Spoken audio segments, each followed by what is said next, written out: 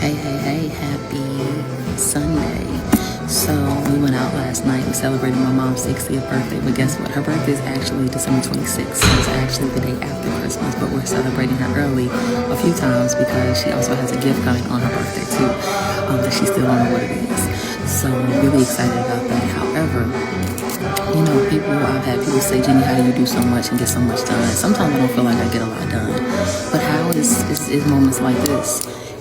I'm busy one time, right, and I could enjoy my family, do different things, but then days like Saturday and Sunday or evenings after working remote, I put in work. I'm here at the co-working spot right now putting in work. I got my laptop, my iPad, my headphones, I got my DJI camera, I got my notes, like I got everything, and I have to sit down and plan my week, look at what I need to work on. One of the things that I'm working on in this season is being a better delegator. I've been a horrible delegator in my company. Although I've been able to help over 200 people get into tech, the back of my business needs work. The inside of my business. So that's what's important, is my skill set in my business. So one of the things I'm going to say, that if you're a growing business owner, entrepreneur, even while you're working a job, make sure you make time to plan out your weeks and also improve the back of your business. Because when you can improve the back of the business, and when you also delegate more.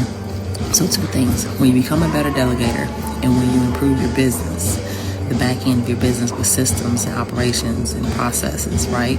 And then someone to oversee it. Then that allows you to step away to make sure that things are done. So I want to be a better delegator and want to improve systems and operations and automations in our business using AI and different tools. And then I want to make sure that the person that's at a higher level underneath me actually manages that and then reports to me. And then that allows me to focus on the higher level things of business. So that's one of my improvements and my goals. And to do that is taking me to do more meetings with my team, which I hate. I hate meetings. I hate meetings at work. I hate meetings in my business. That's why I probably was such a poor delegator, because my mind is thinking if I can just do it, I ain't gotta have a meeting. But then when I found that when I have a meeting and I pour into my team, it allows somebody else to take the time to organize it, process it, get it out of me, and then execute it, and then I oversee the completion of it. And I like that. I'm learning that I really like that. So that's what my goals are in my business. Outside of my business is my health, taking another trip when I can. What else is important? My skill set. So maintaining my skill and always learning with AI and automation, even myself. Going back to the business so I have several things that I'm working on. So my goals aren't just one way focused, right? My goals are personal. My goals are from my career.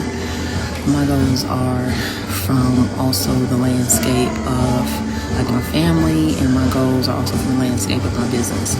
So I have goals for my business and what I want to do with that, but then I have goals for my own skill set, to increase my skill set, to also keep my skill set, my six-figure potential in earnings. And then I have my personal life and my personal goals and retirement, stuff like that. So that's what it's about.